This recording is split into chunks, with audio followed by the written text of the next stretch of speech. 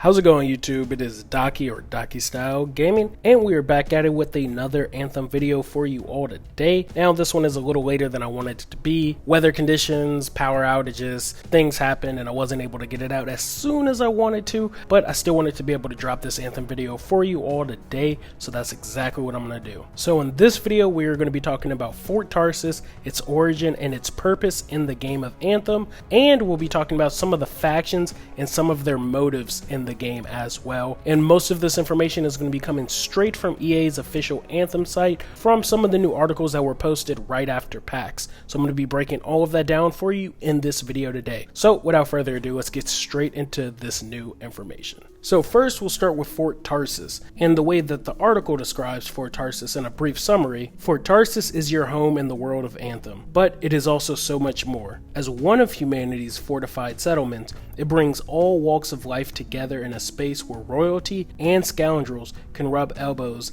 and you never quite know who you'll bump into next. Let's explore some of what makes Fort Tarsus such an important locale in the world of Anthem. So that's how the first summary in this article ends. It's interesting that they said it's one of humanity's fortified settlements, meaning there's potentially more to find or discover later on in Anthem. Next, we're about to touch on the actual origin of Fort Tarsus in this next article or summary titled A Long and Storied Legacy. Now, the next paragraph in this article starts, the history of Fort Tarsus traces back to its namesake, Legion of Dawn's leader, General Helena Tarsis. It was her tireless efforts that led humanity to a place of strength and security, where they could build a fortified city that would withstand the nightmarish threats that roamed the land. As this beacon of hope ascended, humanity took its own strides forward, developing the resources and technology to thrive in some of the most hostile environments imaginable. Both the freelancers and the Sentinels had a significant presence here, along with the shadowy agents of the Corvis and the research monks of the Arcanists. Fort Tarsus brings these desperate groups together in an alliance of survival, a living tribute to the heroes who made it possible. So that article was just pretty much discussing the actual creation of Fort Tarsus, the namesake from it, and some of the factions that you'll encounter in Fort Tarsus. Now we'll go into a little bit more detail on these different factions later on in the video, but I thought it was pretty cool nonetheless, and it seems like none of these alliances are pretty friendly to each other, and it seems like they're actually sticking it out for the betterment of Fort Tarsus and working together through that. Now, this next paragraph is called Your Next Mission Awaits. This is pretty much going to be discussing all of the things we'll be able to do and encounter in Fort Tarsus. This next paragraph starts, Fort Tarsus will also serve as a central location for you to pick up your next mission. With agents from all major factions, it's only a matter of time before someone comes calling with your next freelancer contract. While you can pick up some missions from the safety of your Strider, your 4-story tall mobile base, others have to be done in a face-to-face in Fort Tarsus. But watch your back, some of these agents aren't exactly understanding citizens. Fort Tarsus is where you'll get a chance to rest after a long mission and talk with the locals about what's going on in the world too. You'll find plenty of friendly faces and plenty more unfriendly ones to engage with, and it's worthwhile to watch as the citizens of Fort Tarsus react to your choices out in the world, as well as in conversation behind the walls. Not only does Fort Tarsus stand as a symbol for how far humanity has come, but it will also be your window to greatness on your journey to becoming a freelancer worthy of the legacy of General Tarsus. And who knows what other secrets you'll uncover within these fortified walls. And that's how the Fort Tarsus article ends. Now, I thought that last paragraph was actually pretty interesting. It gave us a bit more details on some of the people that we'll be interacting with. We kind of know that some of the people really don't trust or even like our characters who are the freelancers. So it will be pretty interesting to see how everything's going to change, especially considering some of the choices and things that we do in Anthem. So looking pretty forward to seeing what's going to happen with that. Now that we've got everything that we kind of need to know about Fort Tarsus, at least for now, out of the way, let's talk about all the different factions that were discussed in that previous article right now. Now, this next article is called The Major Factions You'll Encounter in Anthem. Meet the groups who operate in Fort Tarsus. And the first paragraph starts, in the world of Anthem, the freelancers aren't the only one who have risen to the challenge of life in the hostile wilds they call home. Several powerful factions operate here, seeking out their own ends and often getting in each other's way. But, inevitably, these desperate factions end up in need of the services of the freelancers. Get to know the major factions to help prepare you to enter the world of Anthem. Now, from that brief summary, we know that there are 7 different factions in Anthem. Now, this article is only going to cover 4 of them, but we know that the Freelancers are a faction, and then we also know that the Dominion are a faction. Now, I've actually covered the Dominion's faction and their lore in one of my lore videos, so if you guys want to check that out, you can check it out there. But in this video, we are going to be discussing the Sentinels, the Corvis, the Ciphers, and the Arcanists.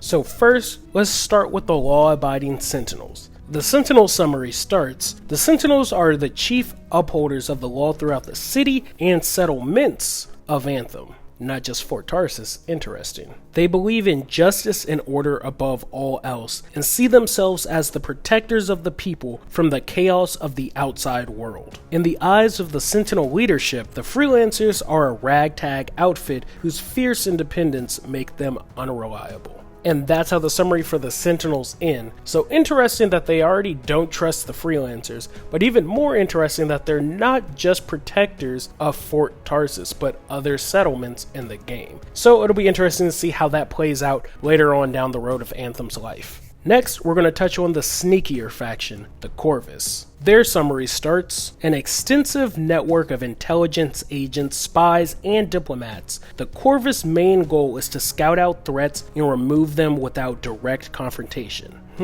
Sounds like an Interceptor. While they are not above having their operatives engage in targeted sabotages or an assassination now and again, they prefer to contract out any of the messier tasks to third parties like the Freelancers. And that's how the Corvis' summary ends. So really interesting to see how they actually are. Bunch of intelligence agents and spies, and on top of that, it seems like they don't even really like getting too messy and prefer to give the riskier jobs to our characters, the Freelancers in game. Now, the reason why I made that Interceptor reference is because if you haven't seen, I made a video a while back talking about how we'll be able to unlock all of the different factions in game. Now, if you look at all the Javelins, they all have a logo or something that represents a certain faction, and the Corvis logo has the same logo on the Interceptor's chest. So seems like the Interceptor might be tied to the Corvis, and especially after reading this summary about intelligence agents, spies, and seeing how sneaky they all are, kind of leads me to believe that they're definitely tied to the Interceptor. Now, let's get into the Psychics faction in this game, which are the Ciphers, and these are the people that will help us out throughout the game. They're in our striders and pretty much the people in our ear telling us what to do and where to go on our missions. Now, their summary, though short, is pretty informative. Their summary starts, Ciphers are humans gifted with and rigorously trained in the ability to communicate mentally over long distances, performing complex analytical calculations